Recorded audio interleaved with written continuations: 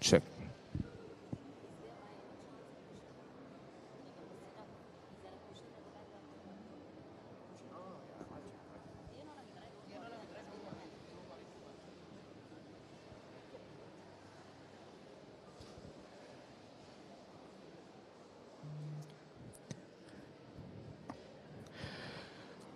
Hi everyone, a very good morning to all of you gathered here at edX Expo 2026. Today is the Sunday and the last day of edX.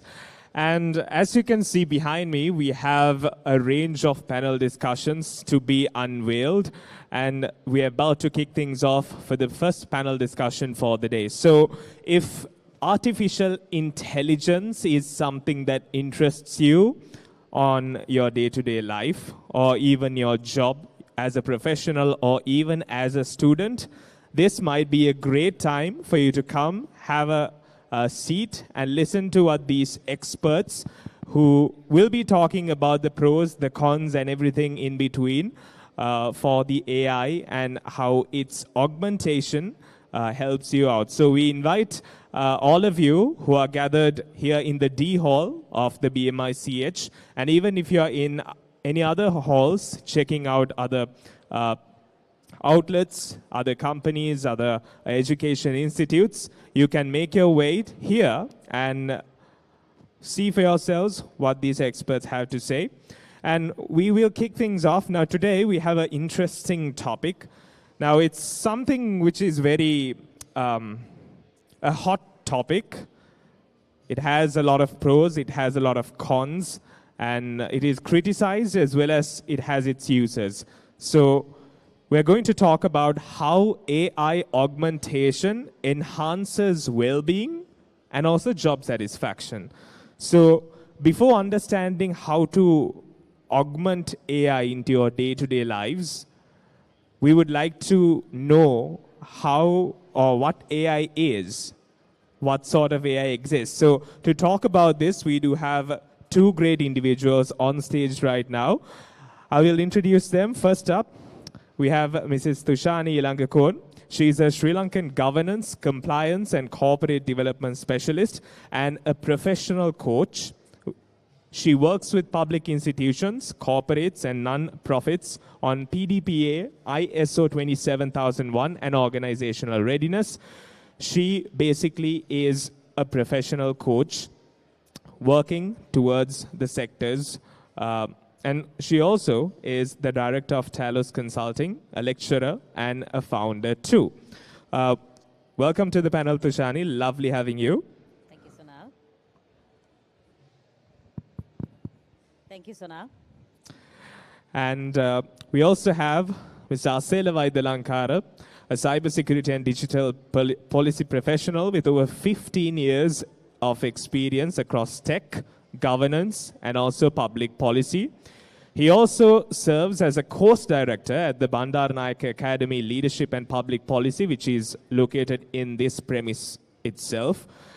And he actively engages himself with cybersecurity, governance in AI, and also digital trust initiatives. Now, why I took the time to introduce our panelists is because before listening to something, you have to know what their background is, what they have in store, how they're going to share with their experiences and the knowledge that they have as of now. So, good morning to you, Asela. Very good morning, and thank you for having us. And yes, exciting. So this is not the first time that Asela and myself are sitting in a panel. So we are hoping it's going to go great. About the third time. About the third time. So now my first question for everyone. So everyone seems to be excited about AI these days, Tushani. I'm directing my first question to you. Many students and job seekers today say they know AI because they've used like a couple of AI tools. Say it's ChatGPT to Gemini to other publicly available AI options. But knowing AI is very different from knowing how to leverage it effectively. So augmenting AI or putting AI into your own life, that is, before that, you need to know what AI is, what it can do. That means having AI literacy, right? So what does real AI literacy look like, and how does something as simple but complex as prompting? Because that's one of the major things in AI. When you use AI, you need to prompt effectively. How does it influence the productivity, the confidence, and long-term job satisfaction? Okay, thank you for that. Yeah, like you said, Sonal, we all say that we know AI. Why? Because we just probably use ChatGPT or a few other apps always. But for me, the real AI literacy is it's just not using it, but actually being able to work with AI. Right? Now, as we know, as we speak at least, there's a lot of AI apps that's in a bouquet today, being offered. And as we speak, there are more being added onto that bouquet. Right? So the thing is, the beauty of it is each of these apps have something that they have been designed with, something specific, a strength I would call it, which makes those apps good for delivering a particular task. Now, for example, if you take ChatGPT, yeah, it's writing, responsiveness, maybe problem solving. But if you take, let's say, a little bit more deep, you want to go in for some information or some sort of a research, then you need to look at maybe perplexity, which will give you a better researched answer, right? But if you have a report which you have taken off ChatGPT and you just want to, polish up your tone or your language, no point putting it back into ChatGPT and saying, refine this. You might as well look at Grammarly. So like that, if you are given, let's say, a presentation, now you have so many apps that you can use presentations on. So for example, ChatGPT can give you a deck, so can Canva AI, right? But if it's a pitch-related deck, then you need to maybe look at Gamma. So for me, AI literacy is not just using an app, but knowing what you really want as an outcome and identifying a particular app that will best deliver that, right? So that's number one for your question. Second thing is prompting. What exactly is prompting? Prompting is clear communication, right? So let's take an example, like a general example. You are at home, you tell someone, can you get me a tea? Yeah? You'll get a tea. But in your mind, you wanted a milk tea with less sugar, extra strong, and in my favorite blue cup. Now, did you tell the tea maker that? No, right? So AI is also like that. It's not going to read your mind. It's not going to know your preferences. It's just going to give you whatever you tell it that you want done. Now, some people come and say, I did a prompt in and the AI gave me a really bad result.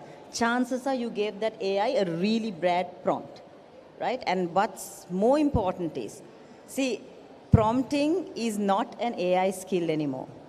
It's not an AI skill, it's actually a communication skill, which is a soft skill, which for us, we've been trying to develop, learn, we are still training on it, we are training people, because communication is a basic skill that you need to do well in a corporate.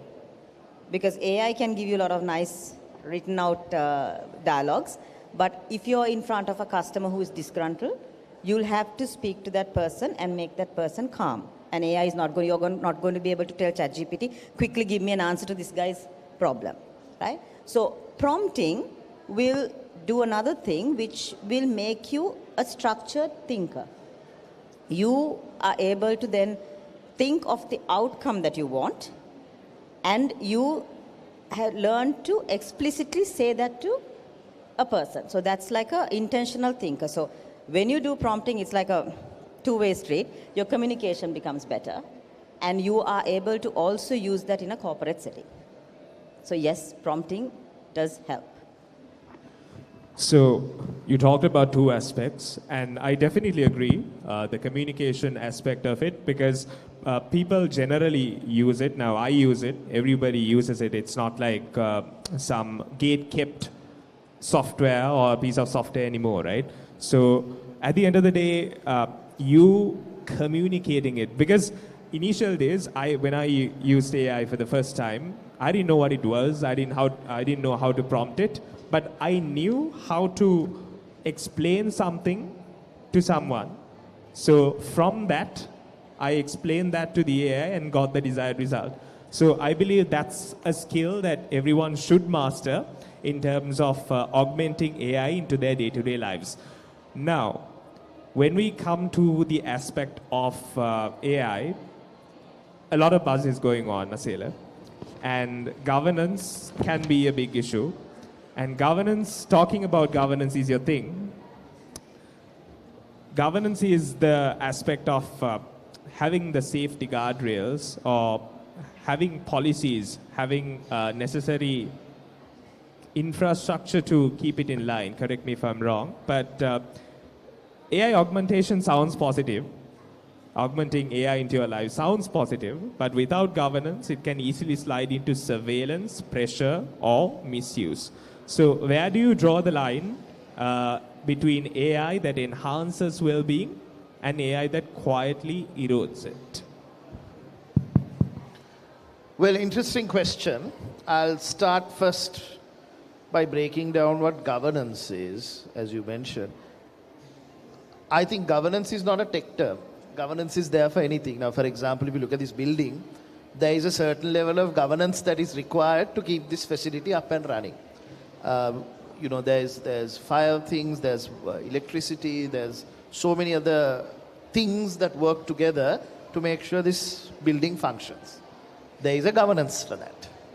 Similarly, when we're talking about AI, especially in an organizational setting, there needs to be some sort of governance around it because, like Tushani very clearly mentioned, what has happened now versus probably since the 2000s, the clear difference is this artificial intelligence or machine learning and all of the other things that come along with it have been made accessible, like you said, to the general public. In a way, it has become democratized by a little-known company called OpenAI in 2022, April, launched this little tool called ChatGPT, and finally, we have this explosion of AI. It has brought AI to the masses. Some people are calling this, now you were not born when this happened, but it's the Netscape moment. Now, what does that mean? Basically, the internet was there, and there was this little browser called Netscape before Internet Explorer and before Chrome. That's when people suddenly realized the internet can do a lot of things. So this is, in essence, this ChatGPT created that Netscape moment for AI. And now you have people accessing it, using it, and integrating it into their lives. The question comes, where do you draw the line in all of this? Because as you spoke about erosion happens when you, for example, you don't know what your data is being used for. Erosion happens when you are, as you correctly said, being surveilled or under surveillance without your knowledge. Erosion happens when you are judged without your consent. Erosion happens when outcomes are decided for you without you having a chance to appeal. When you put AI into those situations, that is where you are starting to see this resistance and friction of people using AI. I'll give you an example. Now, this is, I think, being followed by some of the top companies also. CVs. Now, those days, long ago, we used to get the CVs and at least we used to sort of go through them and try to, categorize them or whatever. Now we don't do that anymore. There are tools. So literally you have filtered, let's say I have 1,000 applications, I want it filtered to 10. And I'll give the criteria, it will get filtered. Sounds good.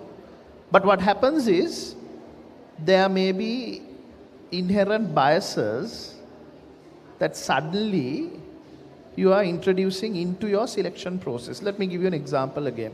Software engineering. If your company has primarily male software engineers and a female sends a CV, and you have a system running to make sure that the CVs are shortlisted, chances are that female CV will be knocked out. Why? Because the system understands, okay, you have already 30 software engineers, most of them are male, all of them are male, so by default it will knock out the female CV. Now, wouldn't trust erode in that situation to an artificial intelligence? It does. No. So that is the, I think, the great debate that we're going to have, Sonal.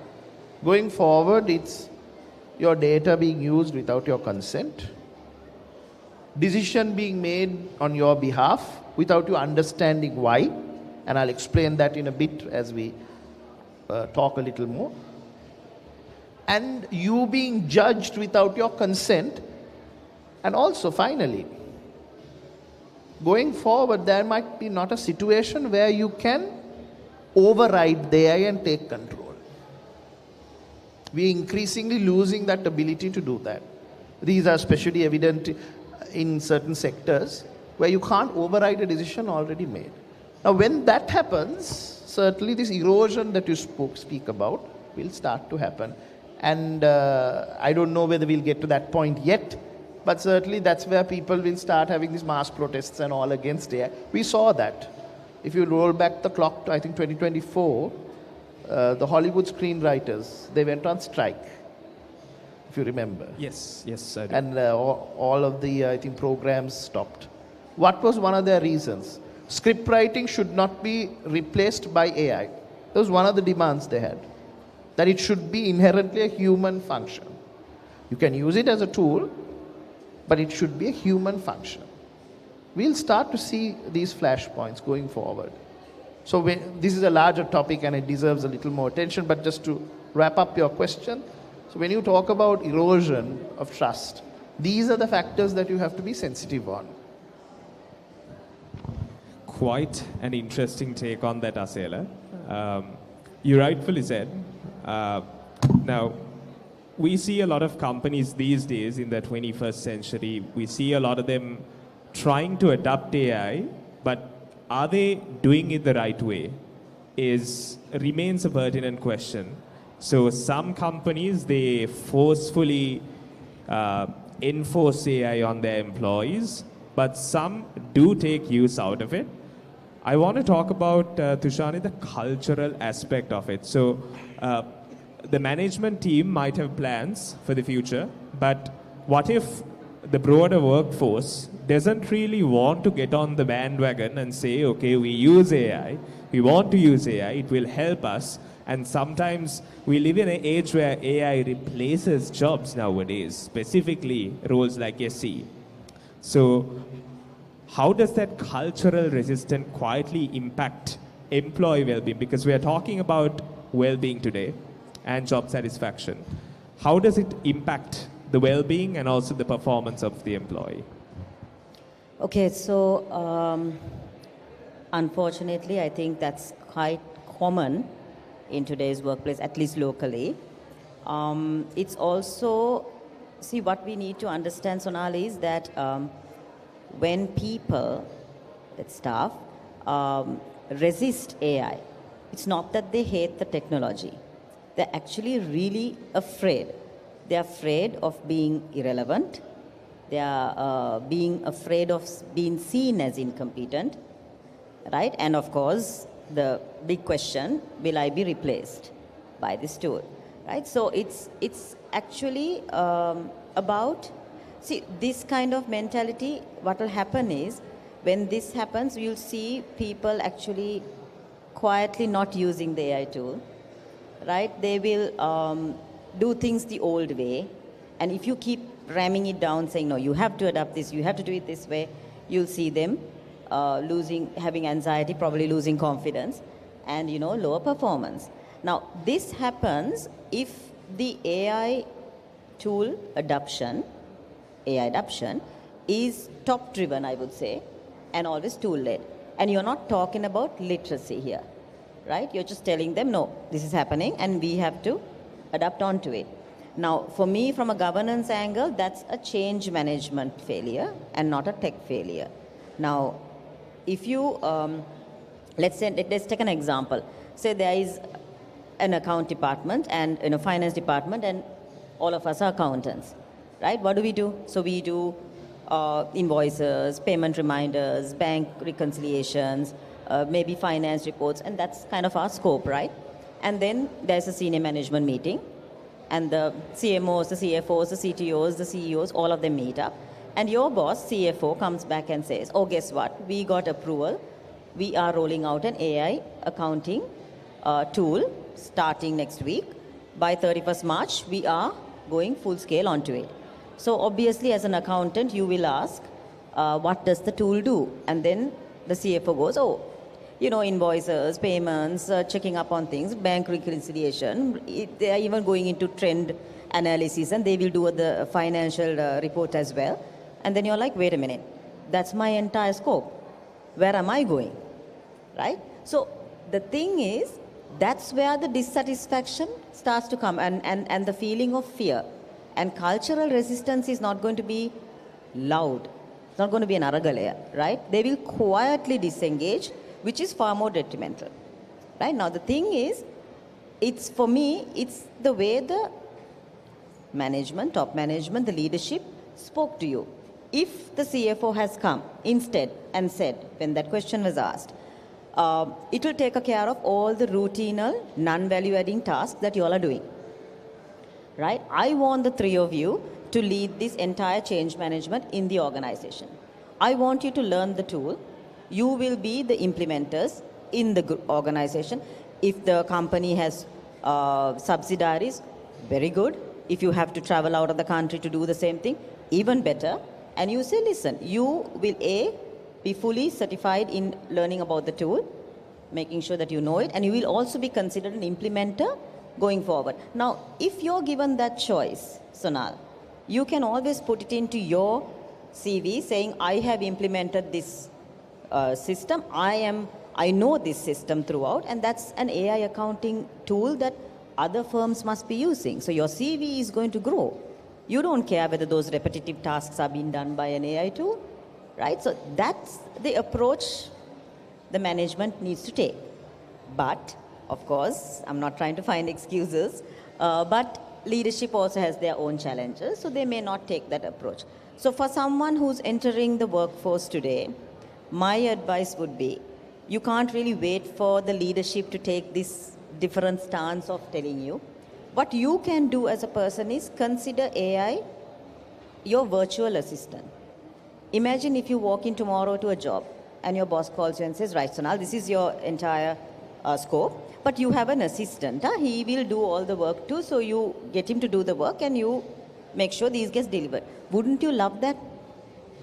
But why can't we use AI and in that thought process? Right? So if you consider AI your virtual assistant, you're not going to get threatened by it.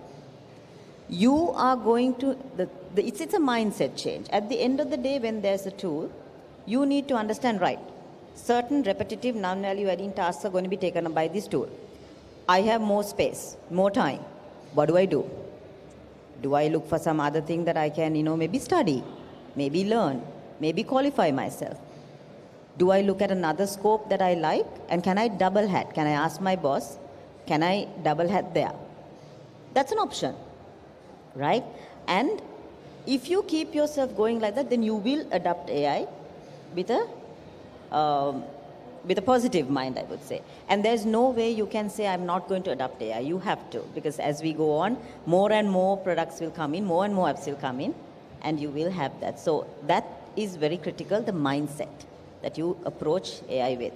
So using AI as an assistant, yes, agreed. But Tushani, now in a lot of the corporates, we hear stories like, say, now specifically this goes to very technical software engineering, to these sorts of roles, IT related roles, where now you said having an assistant, right? It's like having an assistant, which means the required amount of manpower becomes considerably less, which means there's less job opportunities, which means there's hiring freezes in general, because I've heard stories about big companies not hiring junior software engineers anymore. And that can really have an impact on software engineering graduates plus undergrads thinking what they're going to do with their lives. So how, yes, being an assistant, yes, great. But at the end of the day, how do they have to equip themselves to take on this? Okay, so to your question, will there be less manpower recruited? Isn't it already happening? Right? With the economic crisis, with the COVID, there was a marked cut down. Right? Globally, there are people being laid off. So this manpower being less, or recruitment being less, it's a thing that happened without AI also. There were times that suddenly you lay people off, suddenly you freeze recruitment, but then people don't have that opportunity. So to answer your question in terms of AI, because this is going to be continuous throughout, right? You, as a person who's studying, who's picking a area of studies, especially ones who are going to college, you need to look at the futuristic jobs. There's no point in you doing something that your cousin brother of 10 years older than you had done, and he's doing pretty well out there. Because today, things have changed. And again, in another 2-3 years, the whole job market will change. So, but there's enough and more predictions. If you look at some of the world reports that you see, you know what kind of job markets will exist there. So there's my point is to start at college when you get into a university. Make sure that you do something that will be relevant in 5 years. That is one option. Second thing is, now you've already done it, now you're getting into the corporate. There's nothing to say that you can't learn something else. Right? You may be now good at software development. You can always look at something else. And there is time, you're still young enough to do that. I changed from sales to governance. I did sales for 5 long years in an apparel industry, and then I joined governance in a telco. That was a huge change, right? And I wasn't young as you guys, I would say, but it was interesting. And I thrived in that for another 20 years. So it's not to say you can't change industries. When you know it's not feasible, it may be replaced. What you're doing is a very repetitive, non-value-adding thing which is now automated. Time to move on. This is not the first time we're automating things.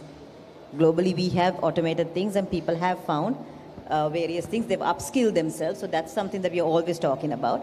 And people are a little worried when you say upskill. So what do you mean? But you're never too old to learn, or never too old to change. Never too old to learn, never too old to change. But now, Asel, do you want to weigh in the first topic? I take a slightly different view. So your degree is software engineering. I'll just give you an example from my career. When I joined as a business analyst through a telco, that role didn't exist 10 years ago. My degree didn't prepare me for that role. Now, of course, I think there are degrees for business analysis. I didn't do a degree in business analysis. I was just told to be a business analyst. Right. So the argument is, I think, perhaps the younger generation also, you need to understand, you are seeing a lot of technological change, sometimes that lasted decades, now happening in a year or two. So the pace of the change is actually changing. Change is constant. In a corporate environment, in a larger technical environment, it's constant. It has changed. For example, when the ATM machine came, bank tellers thought their job was gone. Now still there are tellers, no? And of course, that role evolved. So similarly, to your question, because I just wanted to pick that up, software engineers not having jobs, software engineers probably won't have jobs in its current sense. That does not mean you're not going to have a job. But if you are not going to learn Cursor, if you are not going to learn these vibe coding tools or low code tools, then you're going to have a problem. And I'll go back to history. When the internet came in the mid-90s, there was a set of people who said, we don't need the internet anymore. I don't think those people are around here anymore. Or who said, we don't need email anymore, fax is enough. I'm sure you've not seen a fax for a long time, right? So, yes, there is a disruption happening, I understand. There are other concerns also in software engineering. For example, there are a lot of things happening in the world that is not about AI, that is affecting companies' hiring decisions. It's not only AI. In that sense, they're thinking, okay, what can we do to minimize our cost, as Tushani very correctly mentioned. It's not just AI. AI is not just making stuff easier for the corporate, from a corporate management point of view. They're thinking, okay, can we cost cut? 10 people are required, can we do it in 3? But let me break it to you. That's what digital transformation also is. That's when I teach digital transformation, one question we always ask is, what's the impact to the staff? That's nothing to do with AI, that's just automation. So I think as a student, you need to understand the world that you're stepping into is a far more turbulent one than perhaps a decade ago. Because you see what's happening in the world. And perhaps there is no set path. Yes, your degree has equipped you with a certain set knowledge. The onus is on you now to keep topping up that knowledge. And unlike our era, it's very easy for you guys to learn. There's LinkedIn Learning, there's Udemy, there's so many things. There's micro-certifications, there's micro-credentials. And you can take a University of Stanford data science thing completely online. In a couple of weeks, you can be certified on that. That's an opportunity we didn't have in our era, but you guys have it. So to your point, okay, things are not there. Yes, it's a little difficult, but I wouldn't approach that question that way. Great take on that, Asela. So ideally, available information, available courses, there are lots and lots. Even in this premise, you can go and talk to people and understand what sort of a job market is there, how they're gonna make you ready for it. And online learning is something that everyone should take benefit of as well. Asela, I want to pick up on where we left off in terms of, now you do a lot of stuff in terms of policy, and what sort of a environment do you see here in Sri Lanka in terms of AI? Do we have the legal, ethical, and reputational sectors of I'd say safety measures to curb the effects of AI? Because a lot of people use AI, including me, you, and everyone, but do we really have the safety guardrails to augment AI into our lives? Yes and no. Simple question. If you notice, a couple of weeks ago, Grok was there, Grok AI. And if you use X, Yes. you could take a girl's photograph and you could ask Grok to put a bikini on it. There was no guardrails, only now they've started to put guardrails on that. I work with especially the UN Family Planning and all of those agencies, and non-sexual material going online is a big problem. It was a problem before, and with AI now it's gotten worse, much worse. And women are disproportionately impacted by this. So that's a consumer tool not having a guardrail. There's enough and more stuff. I mean, Grok is not the only one. You can do the same in Gemini. You can do reasonably the same thing in OpenAI. So they're still working on those guardrails. Those are technical. And as the tool evolves, we will see those technical guardrails perhaps come in, perhaps not come in. From an organizational point of view, there are 3 things you have to be worried about. One is legal. There are legal implications. For example, under PDPA, if you don't process data properly, you will get fined. It won't happen tomorrow.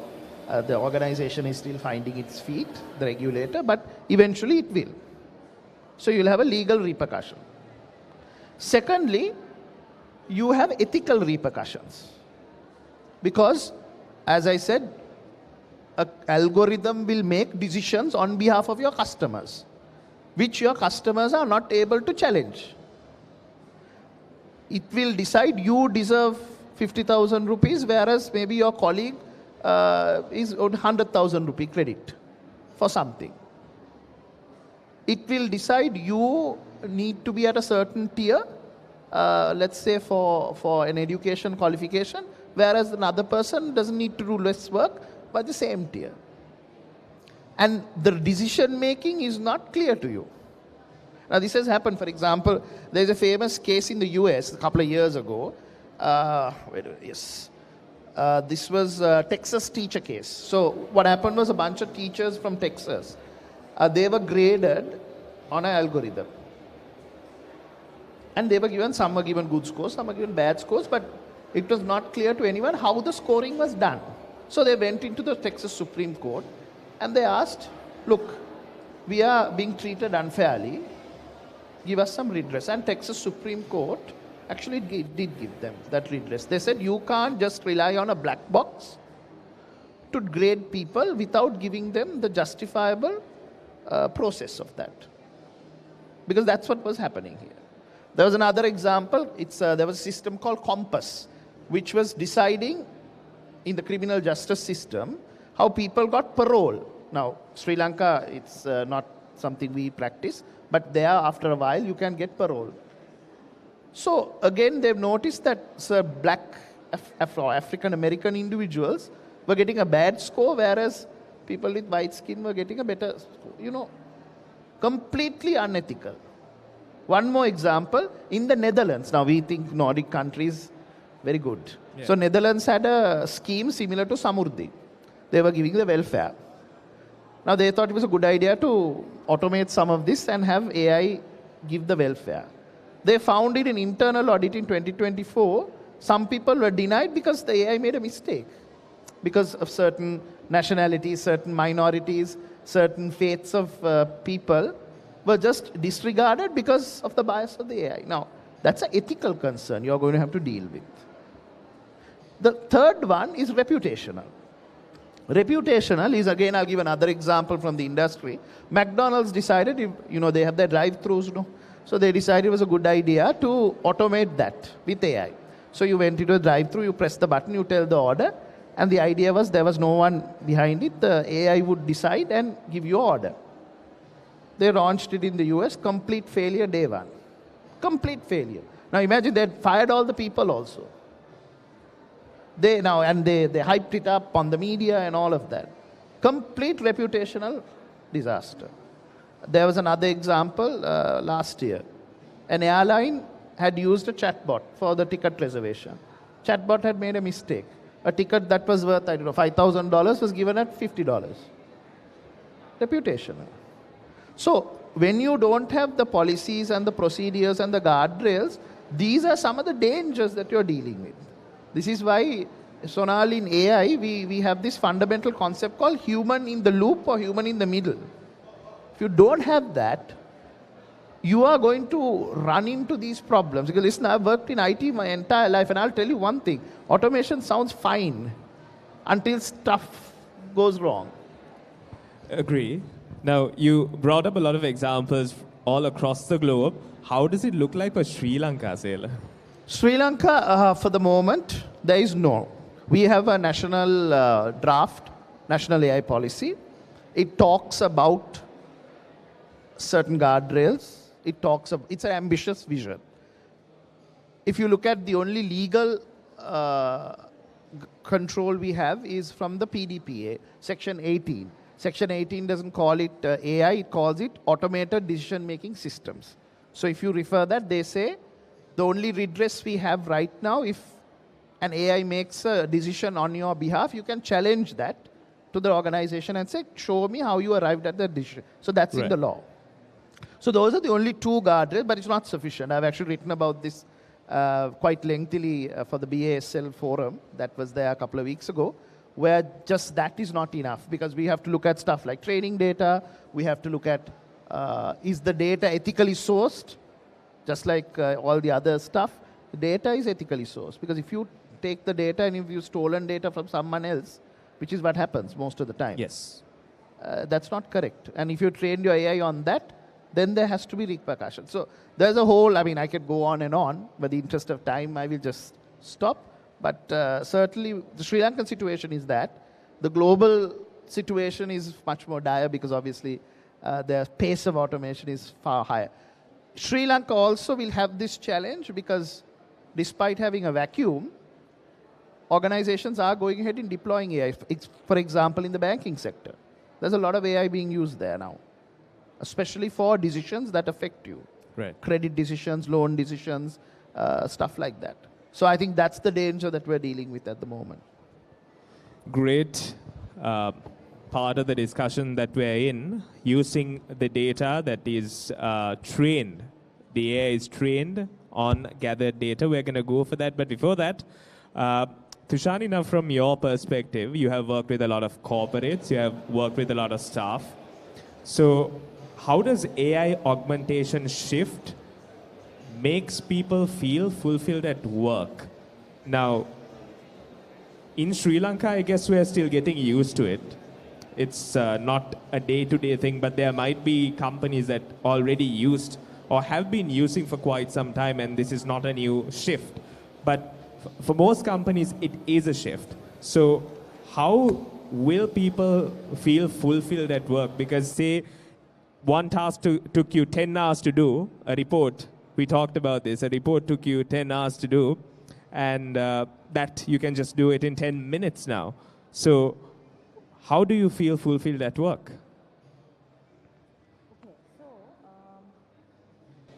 Fulfillment earlier for us was being stable and routine.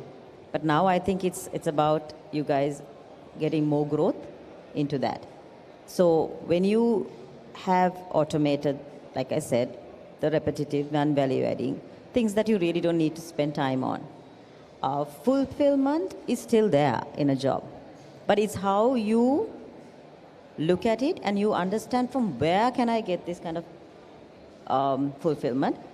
Because like I said, it's not about going there, doing your job, saying, okay, job well done, and going home today. Because most of it will be obviously, like you said, not in the global context, but in a local context, we have that. So when you have the AI tool and that's some of your part of your job scope is already done, then you need to find ways of maybe growing, networking, finding out other scopes, learning, which is something that you will find fulfillment from. So when you have an AI-driven environment in a workplace, it's not how you find fulfillment, but where you find fulfillment. That's what you need to look at. Quite an interesting take, Tushani. So, yes. Now, we talk a lot about AI and its augmentation. And now say for example, you work in a legal firm and you want some of your documents to be summarized, so to speak. And you enter a bunch of documents which were supposed to be classified into an AI platform which is publicly available, and in their guidelines it says these data will be used for training of our AI modules or agents or whatever. So how does that work, Asela? Because I feel like both of you can answer on this. The privacy or the privacy on it, and also where is the personal responsibility lie in all of this? Because as employees, students don't have that much of a burden, but employees in respective organizations should have a mentality. Well, what do you have to say for that? Two examples I'll give you. One is I do advisory for a lot of people, so once ran through a law firm. Very happy to tell me that they're using ChatGPT for a lot of work. Then I had to remind them that they do a lot of mergers and acquisitions which are very confidential. And only question I asked is, I hope those information is not being fed into ChatGPT, because ChatGPT is very clear. All the LLMs are very clear. Whatever data you put on that chat box is training data for them. If you read their terms and conditions, they have made it very clear on that. Another example, I work with a large conglomerate, and some of their pricing is very sensitive information. They told me, the managing director told me, Mr. Asela, now the foreign clients have inserted a clause in our contract saying these pricing can't be fed into LLM platform. Because they have found that that pricing now appears on the LLM platform unprompted. So these are two industry examples I'm giving you. I'll go back to the point of what Tushani mentioned, AI literacy. AI literacy is also not just understanding prompting. Prompting is a part of it, but there are other aspects to it. One is safety and privacy and bias. Because increasingly, people are treating it like Dear Diary. Dear Diary, you know, I don't know, again, this is beyond your age limit, but those days we had a diary, you know, Dear Diary, today I had this. So there are people now who treat the LLM as a companion. I have come across people who have treated it like boyfriend-girlfriend situation. I have another friend of mine, used to have an uncle, it seems. She used to talk to the uncle while she was driving back from work. Uncle passed away. So no one to talk to, now talking to the AI. Now, can you imagine the amount of personal sensitive information that's being given out as training data?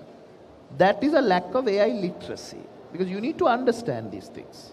And of course, bias in the data.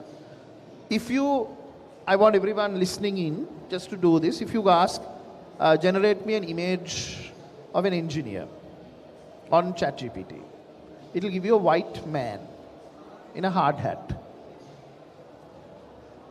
Right? That is bias in the training data. Because when you say engineer, it has been the most likely output it will give you is a white guy in a hard hat. Is that correct? Does that mean women cannot become engineers? No, it's wrong.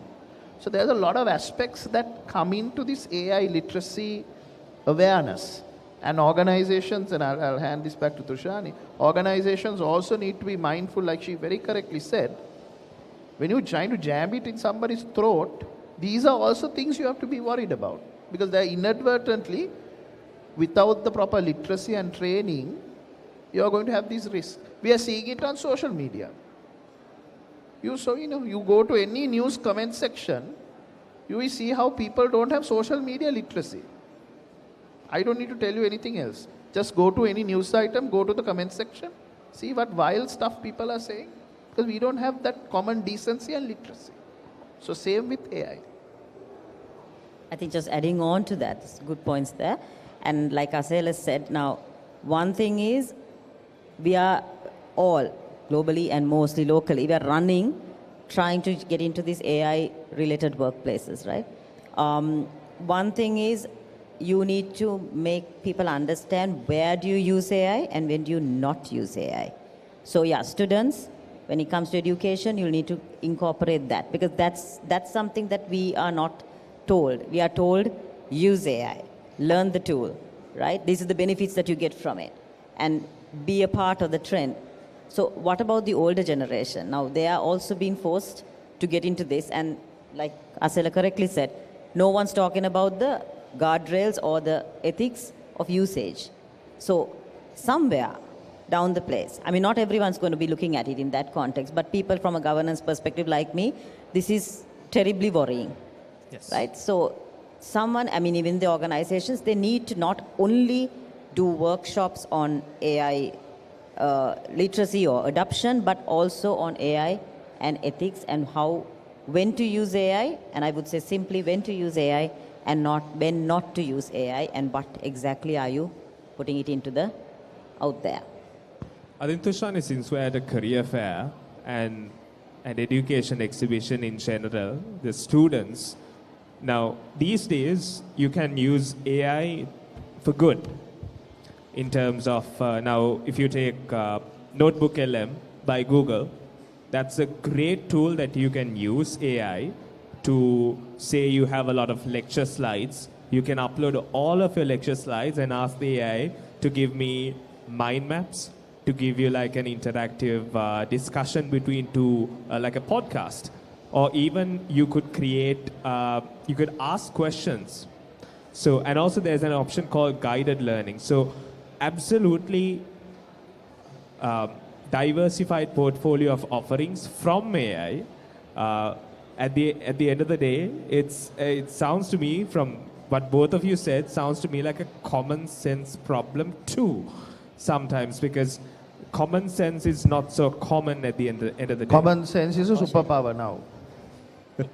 People don't have common sense. I'm telling you right now. Common sense is a superpower. If you have common sense, trust me, you will get ahead in career, professionally and personally, much more than anyone else. Because it's a superpower. Rightfully said.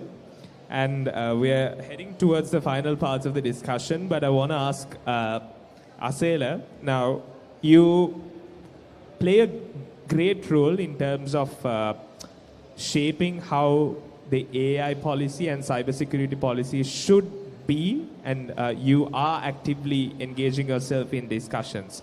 So from a governance lens, how can organizations introduce AI in a way that protects the psychological safety and trust? Because trust is a very important thing. If you genuinely do not trust the AI that you're working with, you cannot get the full maximum benefit. It's basically like sales, Sushani, right? Because if you don't believe in what you sell, you can't really sell it at the end of the day. So how do you introduce, from a governance lens, AI?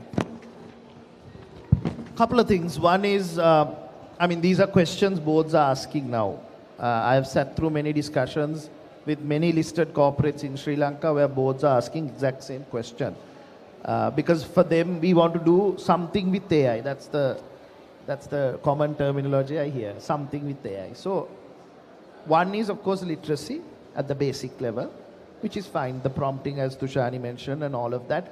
Responsible use of the tool, what to do, what not to do, the do's and don'ts. You don't put company-sensitive data.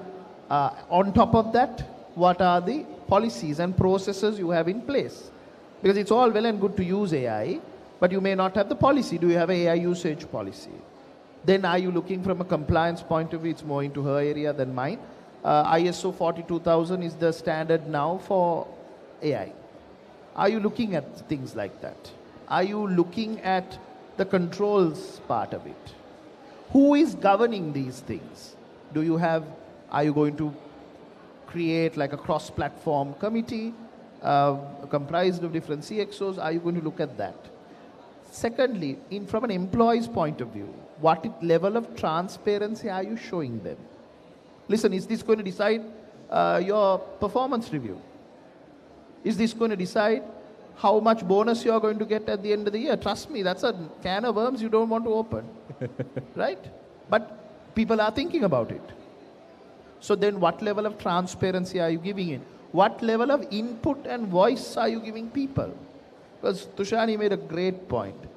The moment people feel unheard, they will rebel. The moment these are introduced in a vacuum, without engagement, without change management, without literacy, you are going to create this perfect storm where it's not going to work. Do you know 80% globally of digital transformation initiatives fail? Why? Change management, lack of communication, nothing to do with tech. Nothing. So same way, I believe when it comes to AI, we have to be mindful of these things. And finally, I made this point previously also, the ability to override an AI. Where in your processes do you have a kill switch to say, you know what, I'm going to take over. Airlines still have it. Now, pilots, despite all the automation, pilots have the opportunity to override the system and take control of the airplane. Because still, in that industry, they feel that humans should always be in control. We are talking about the age of AI. Yeah? Still, people are flying planes. So in that same light, in your processors, in your systems, is there a methodology where a person, a human, can take control, override and take control? These are questions I can't answer. These are questions as a board you must answer. As a leadership team you must answer. Because it's different for each industry. And the threshold of risk, and the threshold of compliance, and the threshold of governance, you have to decide in your boardrooms and your industries. Great take on it, Asela. Tushani, now building upon that, we have a lot of education institutes here today at edX Expo, right? So teaching students AI should be done in a responsible manner. It's a statement which has a lot of gravitas, I believe, because some people say they have AI degrees per se, but if you don't really tell them how to get it done, how to do it, because a lot of people blame students for using AI, right? A lot of nowadays lecturers, for example, they blame the student for using AI for assignments, for research, and everything in between, but they do not teach the student how to do it. So how would you approach this from an education institute perspective? How do you introduce AI tools and curriculum as such? So, very true, Sonal. See, education must not fight AI. You must teach the student to work alongside of it. And what that means is get them to ask the right questions. Get them to actually evaluate, challenge, and even refine the outputs given by an AI tool, which we don't do that, right? So have professional judgment. And one thing very important is students must be told that AI is not an authority, but it's just a tool.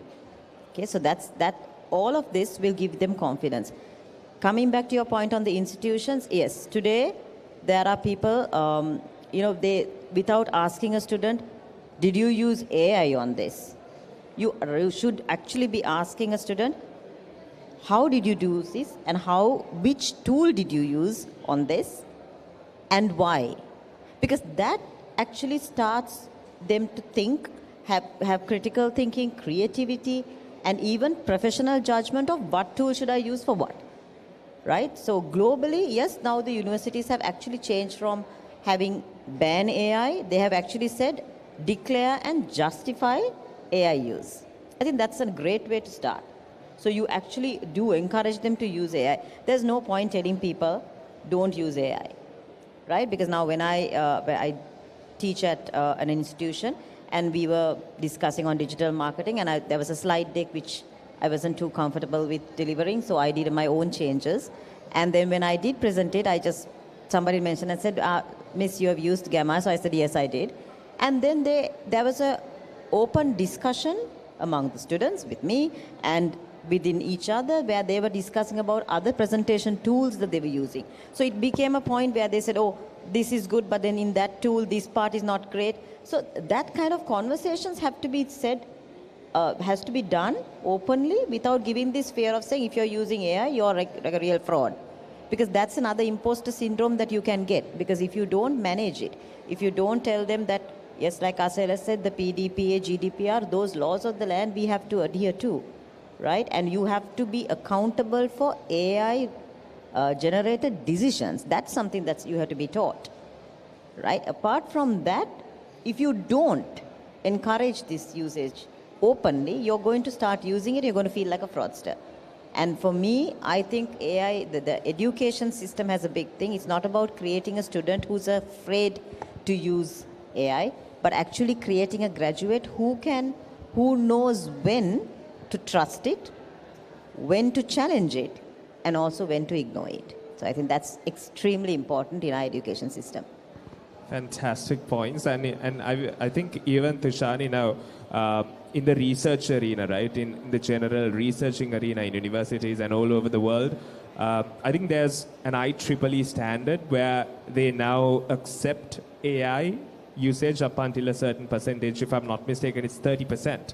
But they accept AI. So that sort of integration of AI into works, because research is something totally new, something unique. You do it. So at the end of the day, I believe those sorts of integration is required, and you captured a good essence in there. Asel, you want to add something? A couple of things. One is, there's a lot of discussion, I don't want to make this political, lot about education reforms in the country. One question, I unfortunately have to sit through some of these committee meetings and policy discussions. So one question I ask is, we are discussing something for a child who's, let's say, 6 years old today, in perhaps 10 or 15 years to be employable. That is the education system that we have to design now. Now, if you look at our education system, still we are dependent on us reading a book, memorizing and putting it out onto a medium, like an exam. Now, how, in an age of AI, how viable is that? Because people can self-teach. And different people can understand different. So, education institutions will have a challenge of how they approach education. Because a lot of people can self-teach. So, ours should be a facilitator for that technology. Now, I'll tell you, Dubai has a very interesting strategy. They call it a sandwich method. This is what I use with my students as well. Whereas you tell the student first to come up with your own draft. Then you actually put it through a LLM. Then there's an improvement.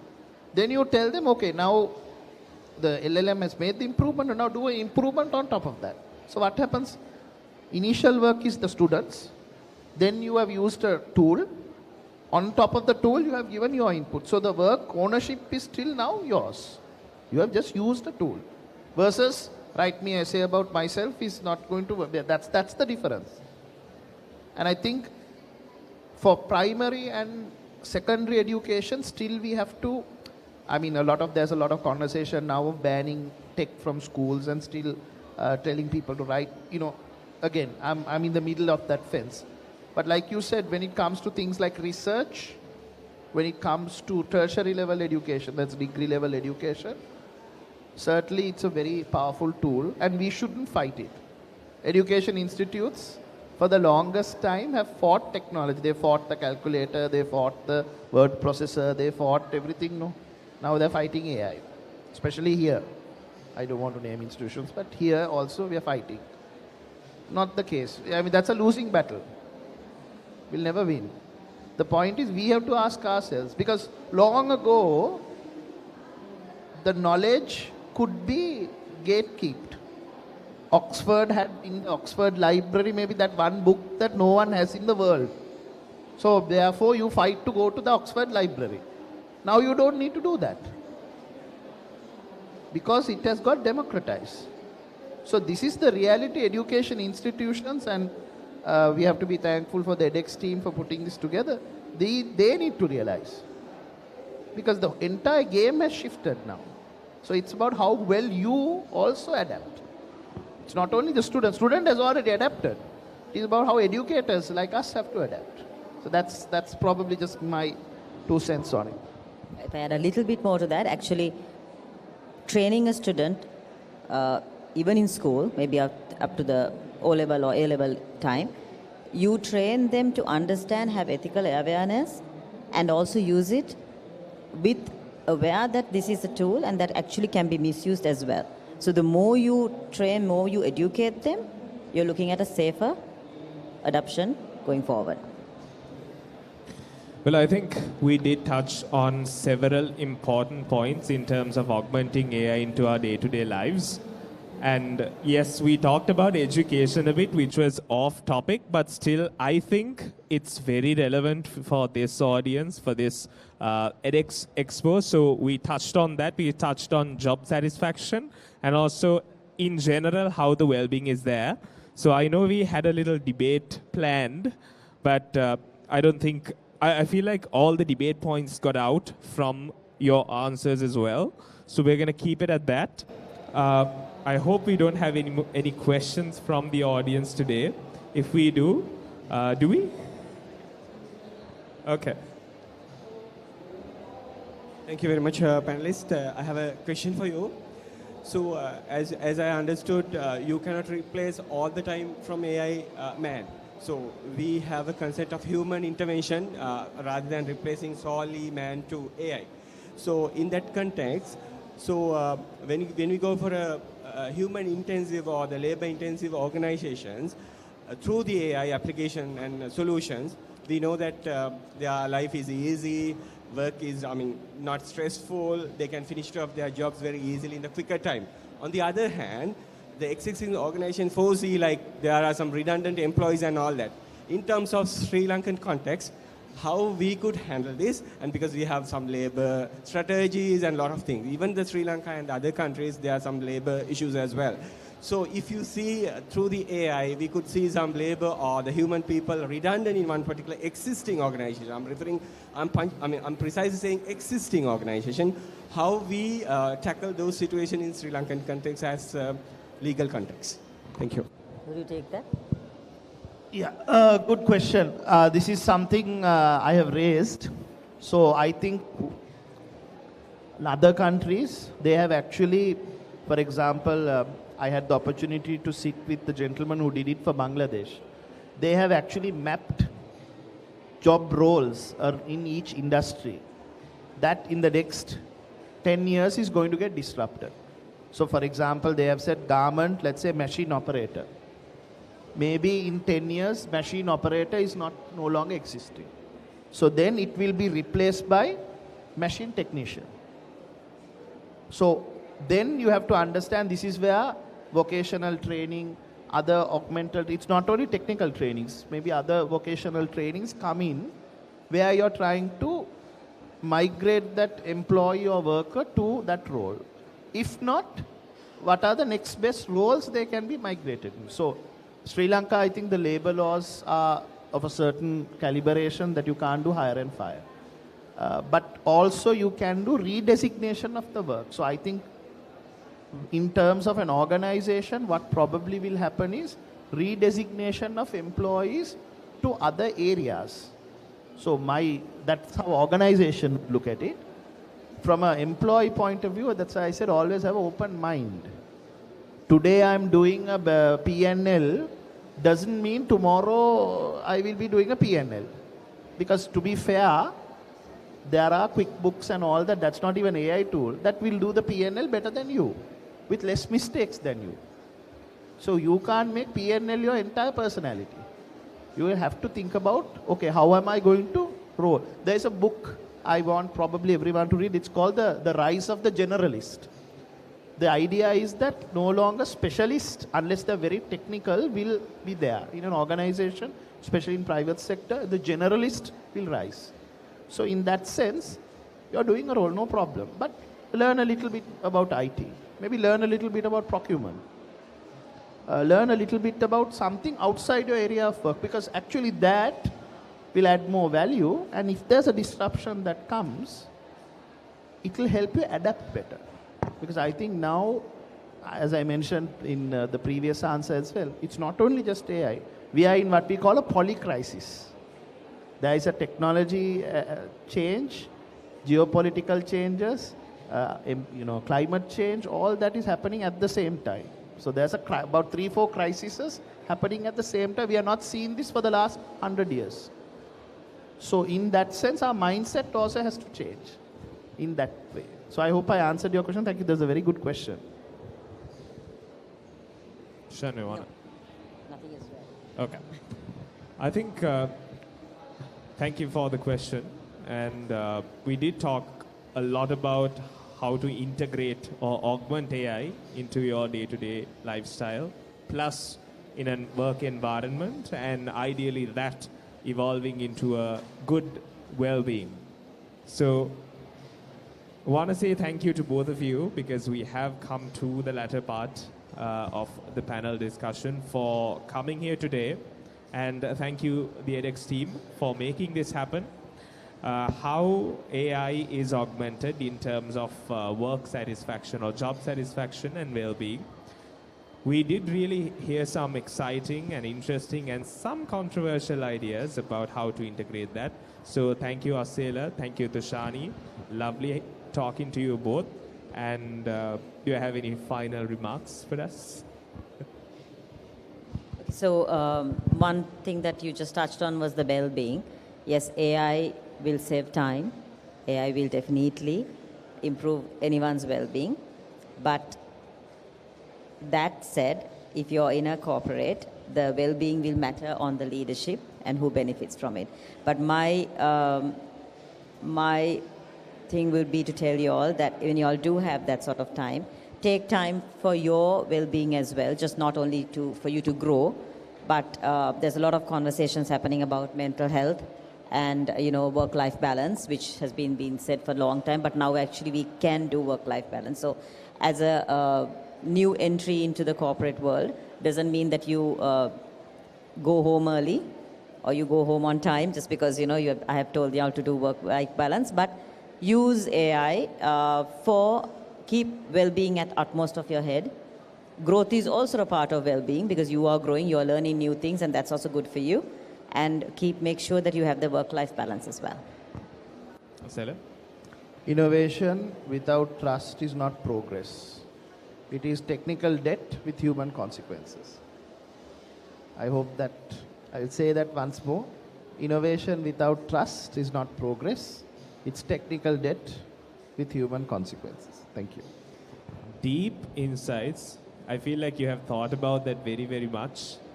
But yes, innovation without trust is technical debt, not progress. So we are going to end the panel discussion on that note. Thank you very much, both of you, for joining us this morning at edX Expo. So until the next panel discussion is brought to you at 1:30 p.m., we're going to say goodbye for now. Thank you, both of you, for joining us. Thank you, Sarar. Thank you.